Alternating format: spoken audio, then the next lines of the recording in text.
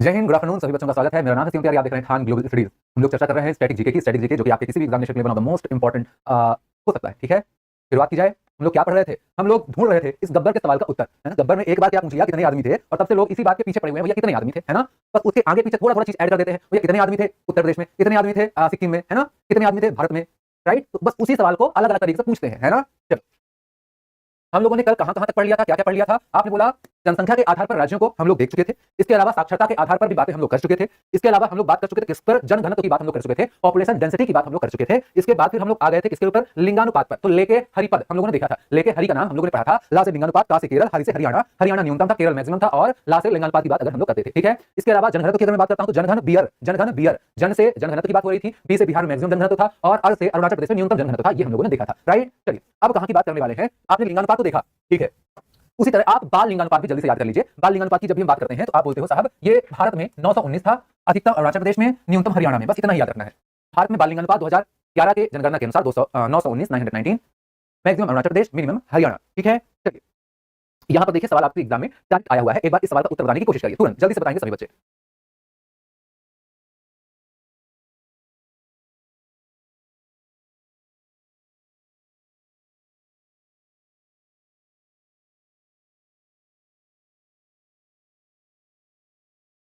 ठीक है, आंसर क्या हो जाएगा? आपने बोला 919, 919। सर अभी अभी आपने बताया है ना। सर एक बात नहीं समझ में आई, ये बताइए, अभी अभी तो हम लोगों ने देखा था लिंगानुपात, लिंगानुपात हमने देखा था। अब यहाँ आप बाल लिंगानुपात बता रहे हैं, तो बाल लिंगानुपात में आप किसको काउंट करेंगे, है ना।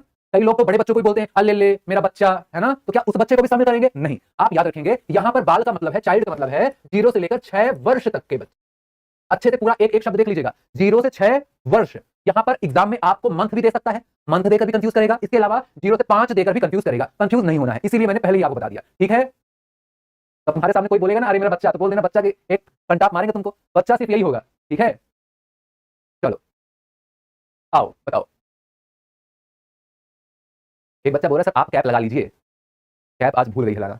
चलो कोई नहीं, क्या आंसर हो जाएगा? सवाल क्या है? भारत में बाल लिंगानुपात की गणना के लिए किस आयु वर्ग को शामिल किया जाता है? Which age group is included in calculating child sex ratio in India? Answer क्या हो जाएगा?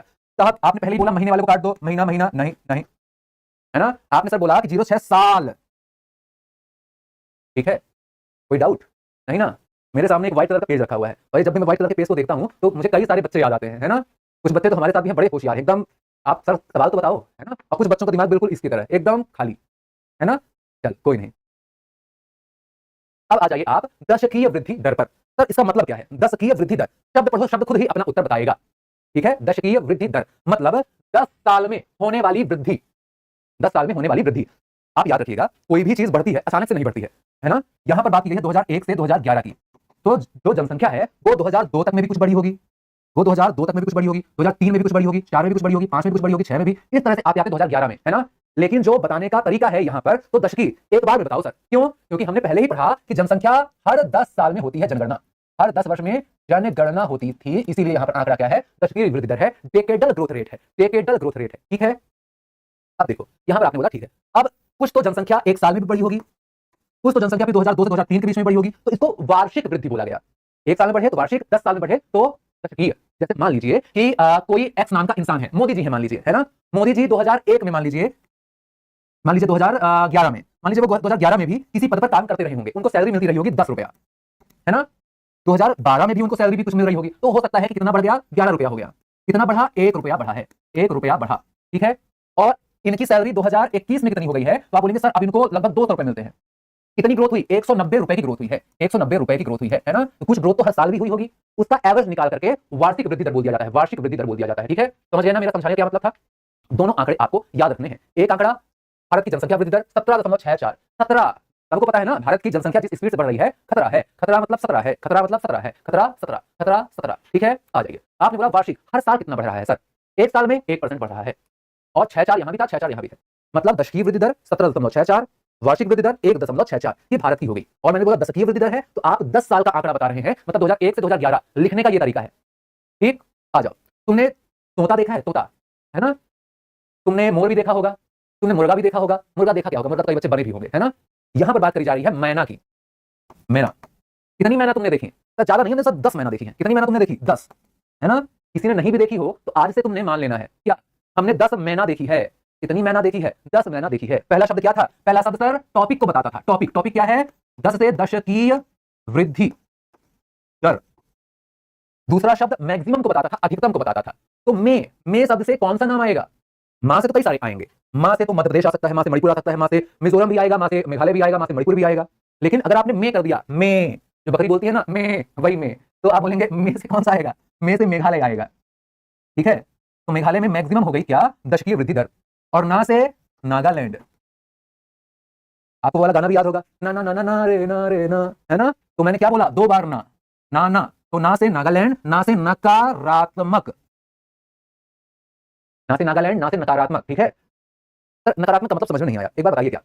मान लीजिए किसी ने मेरे दोस्त से पूछा, मेरा दोस्त है एक सचिन, मेरे दोस्त सचिन से पूछा गया तुम्हारे पास कितना पैसा है? ये बोलेगा मेरे पास 1000 रुपए है। कितना है? 1000 रुपए है। देख रहे हो कितना अमीर हो गया है सचिन। मेरे से पूछा गया कि शिवम सर आपके पास कितना रुपया है? तो मैं बोलूंगा मेरे पास -100 रुपए है। ये शिवम सर हैं और मेरे पास 100 रुपए हैं लेकिन माइनस में है। इसका मतलब क्या है? इसका मतलब ये है कि मेरे पैसे खत्म हो चुके थे, मैंने अपने किसी दोस्त से या किसी परिवार वाले से 100 रुपए का उधार लिया है, तो मेरे पास कितने पैसे हो गए? माइनस में रुपए हो गए, है ना? मतलब मेरे पास घटते हुए पैसे हैं, राइट? अगर मुझे कहीं से पैसा मिलेगा मान लो 1000 रुपए, तो 1000 रुपए में पहले 100 रुपए तो मैं उसका उधार दूंगा, फिर मेरे पास बचेंगे 900 रुपए, है ना? इसी को बोला जाए निगेटिव। आप यहां पर मैं इसलिए बता रहा हूं क्योंकि नागालैंड एकमात्र ऐसा राज्य था, लिख लीजिएगा, एकमात्र ऐसा राज्य था नागालैंड जिसकी जनसंख्या 2011 में बढ़ी नहीं थी, घट गई थी। ठीक है, समझ गए? बढ़ी नहीं थी, घट गई थी। कौन? नागालैंड की जनसंख्या। अच्छे से याद रखना है। इसके अलावा यूनियन टेरिटरी का भी याद कर लो, केंद्र शासित प्रदेश का भी याद कर लो। यहां पर लिख देता हूं, यूनियन टेरिटरी का भी याद कर लो कि अधिकतम कहां का था?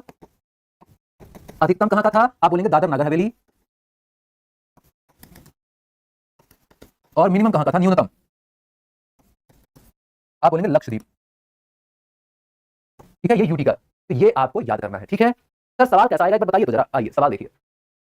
सवाल को तो समझे, आपको पढ़ने में थोड़ा समय लग भी रहा होगा, इसे पढ़ने में थोड़ा समय ज्यादा लग रहा है, लेकिन सवाल आप देखते ही बोलेंगे, है ना? ऐसा एग्जाम में होगा आपके साथ कि सवाल का जो आंसर है ना, वो खुद से पंख लगाएगा अपने, इस तरह खुद से अपने पंख उगाएगा और खुद से ऊपर निकल कर आएगा कि देखो मैं हूं आंसर। और गलती से तुमने गलत कर दिया तो ये सवाल तुमको 5 जन्मों तक सताने वाला है कि तुमने इतना सरल सवाल तुमने गलत कर दिया, है ना? क्या लिखा हुआ है? दशकीय वृद्धि दर पूछा गया है, दशकीय वृद्धि दर पूछा गया है। और मैंने क्या बताया था? जनसंख्या इस गति से आगे बढ़ रही है, खतरा है। खतरा है मतलब 17 है, खतरा है मतलब 17 है। ठीक है, चलो अब यहां पर देखो, यहां पर क्या बोला गया? यहां पर वार्षिक वृद्धि दर बोली गई, वार्षिक वृद्धि दर बोली गई। अभी मैंने बताया 10 साल की 17.64, यहां पर कहां पर 64 लिखा है? पॉइंट के आगे 64 कहां पर लिखा हुआ है? सर यहां पर लिखा हुआ है, तो आंसर क्या हो जाएगा? ये हो जाएगा। ठीक है, चलो और आगे आ जाओ। ये देखो, इसी सवाल की मैं बात कर रहा था। ये एग्जाम में कई बार अलग अलग परीक्षाओं पर आया है। यहाँ पर 2 ही उदाहरण मुझे मिल पाए हैं। एसएससी में आए हुए सवालों को मैं दिखा नहीं सकता हूं, और बाकी रेलवे वाले में भी ढूंढा जाए, इतना समय हमारी टीम को थोड़ा नहीं मिल पाया, है ना? तो 2 आए हुए हैं, तो मेरे हिसाब से आपको समझाने के लिए कि आपकी परीक्षा पर ये कई बार आया हुआ है, जैसे यूपी पीएससी में आया है, झारखंड पीएससी में आया है, पश्चिम बंगाल की पीएससी में आया है, महाराष्ट्र पीएससी में आया है ना? आपको इतना समझाने के लिए बहुत इंपॉर्टेंट है, काफी है ना? यूपी पुलिस के एग्जाम पर आया है। भारत के किस राज्य में जनगणना 2011 के अनुसार नकारात्मक वृद्धि दर हुई है? मतलब जनसंख्या बढ़ी नहीं है, घट गई है। कहां की? तुम तुरंत खड़े होकर गाना गाना एग्जाम हॉल में, ना ना ना ना ना रे ना रे ना ना ना ना ना रे ना रे ना, है ना? ठीक है, चलो। एक बोल रहा है कि सर ये वाले एग्जाम में भी आया था। एसएससी के एग्जाम का नाम ना लेना। एग्जाम में अगर सवाल आ भी गया मेरा पढ़ाया हुआ, तभी मत बोलना कि सिंह सर ने पढ़ाया था, सिंह सर की क्लास से आया है ना? नहीं तो पुलिस हमको उठा के ले जाएगी भैया, 1 करोड़ रुपया लेगी, समझ रहे हो? ये आप क्वेश्चन पेपर लीक करा रहे हैं। चलो, ये कुछ जानकारी लिखी हुई है, पढ़ लेना आराम से, ये मैं आपको बता चुका हूं। अब हम आ जाते हैं अनुसूचित जाति और अनुसूचित जनजाति। देखिए, जाति क्या होती है? बहुत सारी जातियां होती हैं, उनमें से कुछ ऐसी जातियां हैं जो समाज में रहते हुए वंचित रह गई हैं, है ना? 2 प्रकार के वंचित लोग हैं, एक जो समाज में रह करके वंचित हो गए हैं, और एक जो समाज से थोड़ा दूर रहते हैं, जंगलों आदि में। तो जो जंगलों में रहते हैं उनको जनजाति बोला गया। और ऐसी जातियां जो हमारे समाज में रहते हुए ही हमसे थोड़ा अलग हो गई हैं, या तो उनको पिछड़ा माना गया था तथाकथित, तो उनको राष्ट्रपति जी ने अपने पास लिख करके रख लिया कि इन जातियों को हमें विशेष रूप से ध्यान रखना है। ऐसी जातियों को अनुसूचित जनजाति बोला गया, अनुसूचित जाति बोला गया। और ऐसी जनजातियों को, जिनको राष्ट्रपति जी ने अपने पास लिख लिया है कॉन्स्टिट्यूशन में, संविधान में, ऐसी जनजातियों को अनुसूचित जनजाति बोला गया। अनुसूचित मतलब लिखा हुआ है, कहीं ना कहीं सूचित है, ठीक है, कहीं ना कहीं इसकी सूची बनी हुई है। शब्दों को आप समझिए पूरा एकदम। जीके जीएस इतना आसान है ना, जिसकी कोई सीमा नहीं, बस आपको शब्द पकड़ने हैं। चलिए, यहां पर लिखा हुआ है एससी। एससी, एससी मतलब शेड्यूल्ड कास्ट, मतलब अनुसूचित जाति का प्रतिशत कितना था 2011 की जनगणना के अनुसार। आप संख्या मत याद रखिएगा, संख्या में भी आप याद रखने को यहाँ पर देख सकते हैं कितने लोग हैं, है ना? कितने लोग हैं यहाँ पर आप देख सकते हैं, लेकिन याद रखने की बिल्कुल आवश्यकता नहीं है। ठीक है, यहाँ पर आपको मिल जाएगा किसके बारे में? यहाँ पर आपको क्या मिल जाएगा? यहाँ पर आपको मिल जाएगी संख्या किसकी? अनुसूचित जनजाति की भी संख्या मिल जाएगी। संख्या नहीं याद रखना है हमें, हमें परसेंट याद रखना है ओनली। ठीक है, परसेंट। जैसे यहाँ पर एससी का परसेंट कितना है? 16.6, 16.6%। और यही आप थोड़ा आगे आ जाते हैं, आप बोलेंगे साहब यहाँ पर एसटी में कितना परसेंट है? 8.6। ठीक है, क्लियर? आ जाइए। अरे ऐसा नहीं कर रहा ये बोर्ड। अनुसूचित जाति, कहां पर सर्वाधिक अनुसूचित जाति के लोग रहते हैं। देखिए, दो प्रकार की चीजें हो सकती हैं। एक, मान लीजिए कि आपके पास कोई बर्तन है, मान लीजिए आपके पास दो बर्तन है। एक बर्तन थोड़ा छोटा है, ये वाला बर्तन थोड़ा छोटा है, इतना बड़ा है, ठीक है, और ये वाला बर्तन काफी बड़ा दिखाई दे रहा है। आपको मिले क्या, मान लीजिए जामुन आपको मिले, है ना। यहां पर आपने जामुन रखे कितने, 1 2 3 4 5 6 7 8 9 10। यहां पर आपने 10 जामुन रखे, है ना। और यहां पर भी आपने कितने रखे, 1 2 3 4 5 6 7 8 9, 9 जामुन रखे। इसमें 10 जामुन रखे हैं, इसमें 9 जामुन रखे हैं, लेकिन ज्यादा भरा भरा कौन लग रहा है। आप बोलोगे सर ये वाला ज्यादा भरा लग रहा है ना। तो परसेंटेज ज्यादा किसका हुआ, प्रतिशत ज्यादा किसका होगा, इसका होगा, ठीक है। लेकिन जामुन की संख्या कहां ज्यादा होगी, संख्या ज्यादा। मतलब आप समझ गए ना मैं क्या समझाना चाह रहा हूं। यहां पर प्रतिशत अधिक है क्योंकि क्षेत्रफल कम है और जामुनों की संख्या ज्यादा। यहां पर संख्या ज्यादा है, संख्या ज्यादा है मतलब सामान्य सी बात है, संख्या ज्यादा मतलब संख्या ज्यादा, प्रतिशत ज्यादा मतलब क्षेत्रफल के अनुसार लोगों की संख्या ज्यादा, ठीक है, समझ गए। चलो, सर्वाधिक अनुसूचित जाति की संख्या आपको उत्तर प्रदेश में मिलेगी और सर्वाधिक अनुसूचित जाति का प्रतिशत आपको मिलेगा पंजाब में। उत्तर प्रदेश में संख्या ज्यादा है, प्रतिशत एससी की कहां ज्यादा है, आपने बोला पंजाब में। और कहां पर सबसे कम है, ये तो सर्वाधिक की बात हो गई, कहां पर कम है। अब मान लीजिए मुझसे कोई पूछे कि सर आपके पास कितने पैसे हैं, आपके पास कितना रुपया है, तो मैं बोलूंगा एक भी रुपए नहीं है मेरे पास, है ना, 0 रुपए, ठीक है। अब कोई बोले कि सर सचिन की तुलना में आपके पास कितने रुपए हैं, तुलना तो तब होगी ना जब मेरे पास कुछ होगा, मेरे पास 0 है, 0 की तुलना किसी से नहीं हो सकती, राइट। वैसा ही यहां पर है कि संख्या में ही नागालैंड और अरुणाचल प्रदेश में एससी की 0 संख्या है, तो प्रतिशत भी नहीं होगा। यहां पर लोग ही नहीं है तो प्रतिशत काउंट करने की ही जरूरत नहीं है, राइट, समझ गए। तो नागालैंड और अरुणाचल प्रदेश में अनुसूचित जाति की संख्या भी 0 है, मतलब निवास नहीं करते हैं, कुल मिलाकर आप ऐसा याद रख सकते हैं। यहां पर आ जाइए, अब वही चीज आपको पढ़नी है अनुसूचित जनजाति में। अनुसूचित जनजाति में आप बोलेंगे सर्वाधिक संख्या में अनुसूचित जनजाति। यहां पर आपको 3 नाम याद करने हैं, एक मध्य प्रदेश में, एक महाराष्ट्र में, एक उड़ीसा में। मध्य प्रदेश, महाराष्ट्र, उड़ीसा, मध्य प्रदेश, महाराष्ट्र, उड़ीसा। मध्य प्रदेश में सर्वाधिक अनुसूचित जनजाति के लोग रहते हैं, फिर आपने बोला महाराष्ट्र में, फिर उड़ीसा में। मध्य प्रदेश, महाराष्ट्र, उड़ीसा, मध्य प्रदेश, महाराष्ट्र, उड़ीसा, ठीक है। सर्वाधिक प्रतिशत कहां पर है किसका, आपने बोला अनुसूचित जनजाति का, मिजोरम में। कहां पर अनुसूचित जनजाति नहीं निवास करती है, आप बोलोगे पंजाब और हरियाणा में। पंजाब में राष्ट्रीय उद्यान भी नहीं है, पंजाब में राष्ट्रीय उद्यान भी नहीं है, जहां पर जंगल नहीं है वहां पर जनजाति कैसे होगी, है ना। सबसे कम जंगलों का क्षेत्रफल भी कहां था, हरियाणा में, जहां पर जंगल ही नहीं है वहां जनजाति कैसे होगी, कॉमन सेंस, ठीक है। चलो, सर जो आपने बताया वो समझ में नहीं आया, तो चलिए एक बार हम लोग लिख करके देखेंगे, ठीक है। एक तरफ हो गई एससी, एक तरफ हो गई एसटी। एसटी का मतलब क्या हो गया, अनुसूचित जाति। एसटी का मतलब क्या हो गया, अनुसूचित जनजाति, शेड्यूल्ड ट्राइब, और यहां पर है शेड्यूल्ड कास्ट, ठीक है भैया। अब आपने बोला साहब सर्वाधिक संख्या, है ना, अभी सर्वाधिक की बात हम करेंगे, अरे मेरे तरफ ही है, चलो सर्वाधिक की बात हम करेंगे। दो प्रकार का सर्वाधिक आएगा, सर्वाधिक दो प्रकार का आएगा, एक सर्वाधिक संख्या, एक सर्वाधिक प्रतिशत। सेम चीज आपको यहां पर भी देखने को मिलेगा, ठीक है। इसके अलावा न्यूनतम मतलब कहां नहीं है, निवास नहीं, निवास नहीं, ठीक है। अब बताइए डेटा नोट करना है हमको। पहला, एसटी की प्रतिशत कितना था 2011 के अनुसार, आप बोलेंगे 2011 के अनुसार की हम लोग बात कर रहे हैं। एसटी का प्रतिशत था 16.6%, एसटी का प्रतिशत था 8.6%। सर्वाधिक की अगर बात की गई है अनुसूचित जाति शेड्यूल्ड कास्ट, आपको उत्तर प्रदेश पर मिलेगा, और प्रतिशत में सर्वाधिक आपको मिलेगा कहां, पंजाब में। निवास नहीं करती है एससी मतलब अनुसूचित जाति कहां पर, आप बोलेंगे ये अरुणाचल प्रदेश और नागालैंड की बात है सर।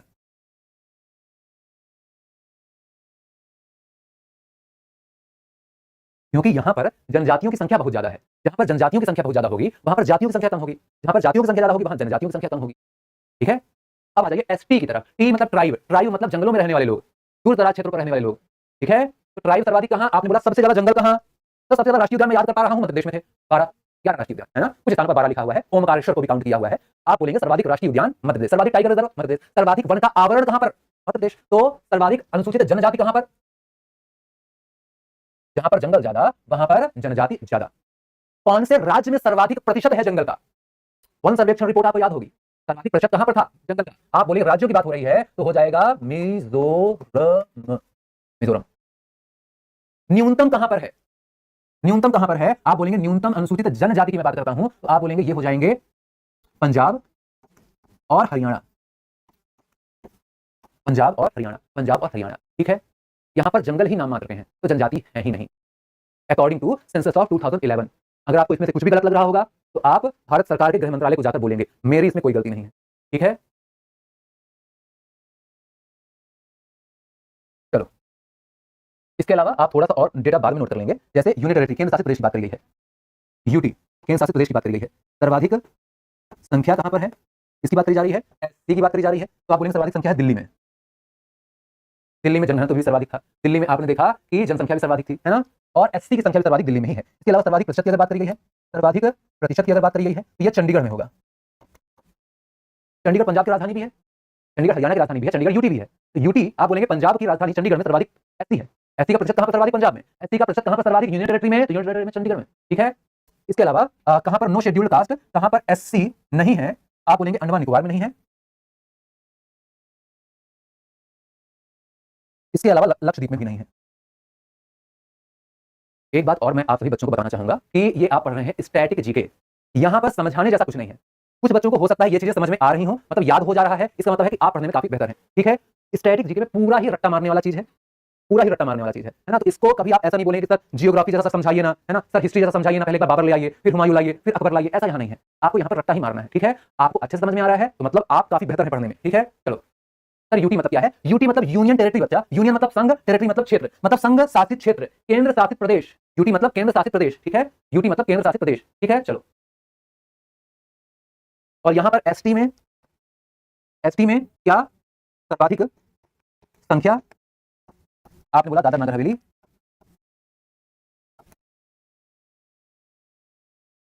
सर्वाधिक प्रतिशत आपने बोला लक्षद्वीप। कहां पर नहीं है एसटी, एसटी कहां नहीं है, आप बोलोगे दिल्ली, पुदुचेरी और चंडीगढ़।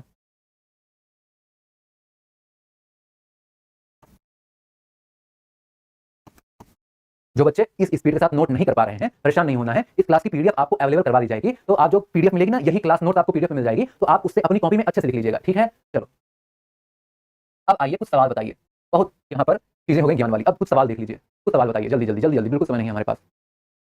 सर नोट्स बनाना पड़ेगा क्या कॉपी में, बिल्कुल बच्चा आप नोट्स बना लीजिएगा, क्योंकि ये आप ऐसी चीजें पढ़ रहे हैं जो जल्दी नहीं बदलता है ना। आपकी नोट एक बार बन जाएगी तो यकीन मानिए बहुत दिनों तक काम में आएगा, और बार बार जब आप पढ़ेंगे, रिवीजन करेंगे, बहुत आसानी पड़ेगी आपको रिवाइज करने में। एक बात और याद रखेंगे, कोई भी टॉपिक आप पढ़ते हैं, एनी टॉपिक किसी भी सब्जेक्ट का, जब भी ये खत्म हो, फिनिश हो, तब आप 1 और 2 पेज जरूर छोड़ देंगे। 2 पेज आप छोड़ देंगे जब भी आप मॉक टेस्ट लगाएंगे, पीवाईक्यूज देखेंगे, खुद से रिसर्च करेंगे, किसी दूसरे या तीसरे शिक्षक से पढ़ेंगे, आपको कुछ बातें हमेशा नई मिलेंगी, तो आप उन नई बातों को यहां पर लिख लेंगे, है ना। बार बार नोट्स नहीं बनानी है, नोट एक ही बार बनती है, बार बार सिर्फ वो नोट रिवाइज होती है। ऐसा कुछ और नहीं लिखना है, इतना कंजूसी मारकर नहीं लिखना है कि साहब अगर एक शब्द भी ऐड करना है ना, इसके सामने हल्का सा इंपॉर्टेंट भी लिखना है, इतना इंपॉर्टेंट, उसकी भी जगह नहीं बची है, इतना कंजूसी मारकर नहीं लिखना है। सवाल क्या है, 2011 की जनगणना के अनुसार किस राज्य की जनसंख्या में अनुसूचित जातियों का प्रतिशत उच्चतम था। क्या बात की गई है, अनुसूचित जातियों का प्रतिशत उच्चतम था, एससी का परसेंटेज सबसे हाई है। आंसर, संख्या पूछा होता तो हम उत्तर प्रदेश कर देते, राइट। यहां क्या पूछा गया है, एससी का प्रतिशत मैक्सिमम, आंसर क्या, ऑप्शन बी। भारत की 2011 की जनगणना के अनुसार निम्नलिखित में से किस राज्य में अनुसूचित जाति की संख्या दर्ज नहीं करी गई है। देख रहे हो, पूछा गया है कहां पर दर्ज नहीं करी गई है संख्या किसकी, अनुसूचित जाति मतलब एससी। तो हमने 2 राज्य देखे थे, अरुणाचल प्रदेश, नागालैंड। उन दोनों में से यहां पर कौन सा लिखा हुआ है, आपने बोला ये लिखा हुआ है।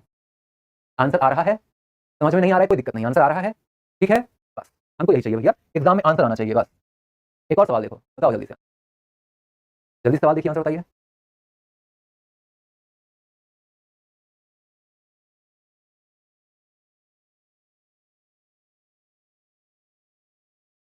देखिए यहां पर अनुसूचित जनजाति लिखा है, आप याद रखिएगा, भले मैंने आपको ये सवाल जातियों वाला नहीं बताया है, लेकिन जातियों वाला भी आ सकता है, क्या आया ही हुआ होगा कहीं ना कहीं, है ना। तो यहां क्या पूछा गया है, एस टी की परसेंटेज पूछी गई है आपसे 2011 के हिसाब से। तो एस टी का कितना था परसेंटेज, आपने बोला 16.6,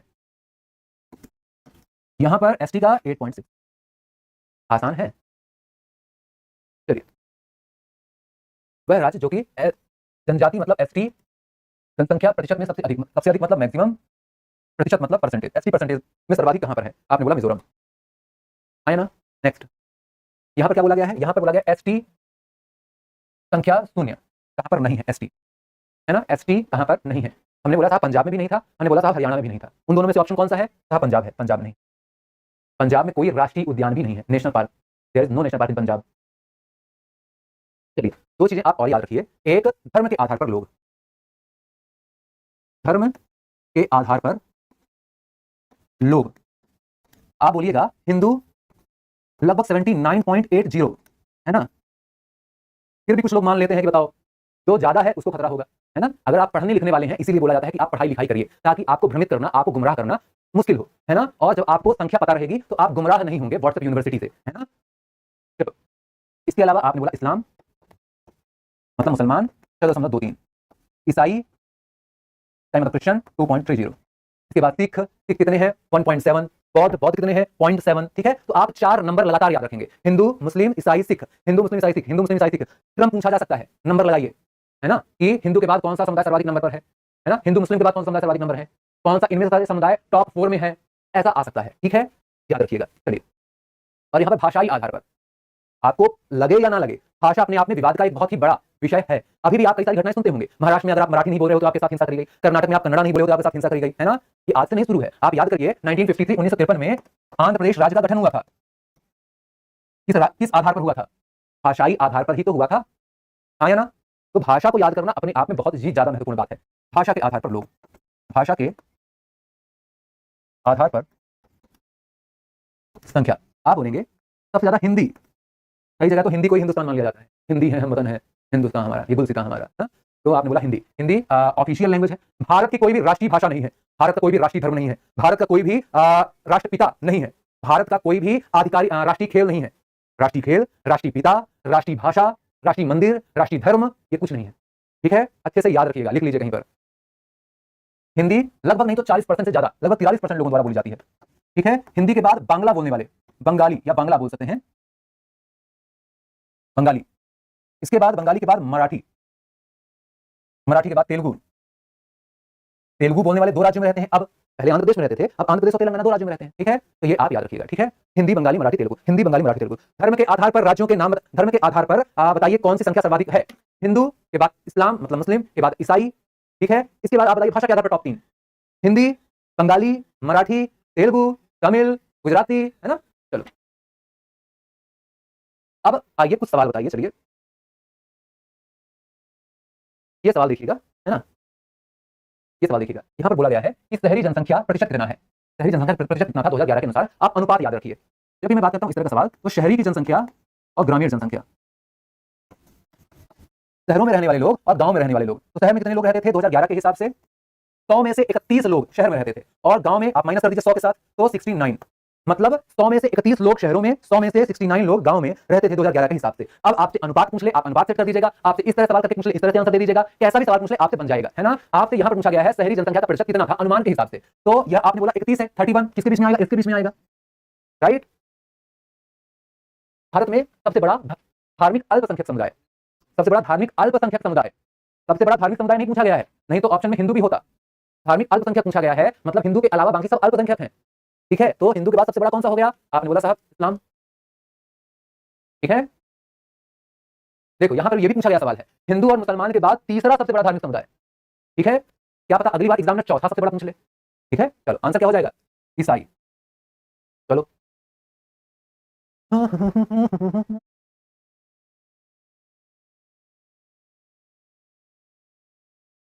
अगली क्लास में हम लोग स्टार्ट करेंगे क्लासिकल डांस और क्लासिकल लैंग्वेज, शास्त्रीय भाषा और शास्त्रीय नृत्य। अभी तक आपने कई स्थानों पर यह टॉपिक पढ़ा भी होगा, है ना, लेकिन यहाँ पर क्लास के अंदर मैं आपको डांस दिखाऊंगा भी वीडियो के माध्यम से, है ना, मैं आपको डांस दिखाऊंगा भी। मेरा उद्देश्य ये रहेगा कि आप दिमाग में उस चीज को बताएं, रट्टा ना मारे जिस तरह से अभी तक आप रट्टा मार रहे थे, है ना। आपके सामने अगर डांस हो तभी आप पहचान जाएंगे सर ये सरिया था, ये कथक था, ये कथकली था, है ना। अभी तक हम रट्टा मारते हैं, तो अब सिर्फ रट्टा मारने वाला करने के यहाँ पर काम नहीं आएगा, ठीक है। अब हमें समझना भी पड़ेगा कि हमारे सामने हम कथक याद कर रहे हैं लेकिन हमारे सामने डांस हो रहा है ना। देवदास मूवी चल रही है, उसमें कौन सा हो रहा है हमें पता नहीं है। अभी कौन सी मूवी आई है, केसरी 2, केसरी 2 में अक्षय कुमार कौन सा डांस करता है हमें पता नहीं है ना। तो ये सारी बातें, चलो हिंदी के बाद सर्वाधिक कौन सी भाषा बोलने वाले लोग हैं, बंगाली, बंगाली के बाद मराठी, ठीक है। चलिए तो आज के लिए बस इतना ही हम लोग करते हैं। अगली क्लास में अब हम लोग शुरू करेंगे एक नया टॉपिक। आप लोग सवाल लगाइएगा, कई सारे पॉइंट आपको नए मिलेंगे, है ना, क्योंकि जो जनसंख्या वाले आंकड़े थे, जनगणना वाले आंकड़े थे, वो लगभग 2 से 3 हजार पेज में आए थे, है ना। और लगभग मैंने आपको अगर 3-4 पेज के अंदर पूरा कंप्लीट कराया है तो एग्जामिनर कभी कभी कुछ ऐसी बातें पूछेगा जो न जाने कहां से होंगी, तो उनको भी आप अपनी कॉपी में ऐड करते जाएंगे। बेसिक यही है जो आपको भूलना बिल्कुल नहीं है, ठीक है। चलिए अगले दिन एक नया टॉपिक स्टार्ट करेंगे, तब तक आप अपना रखेंगे ख्याल,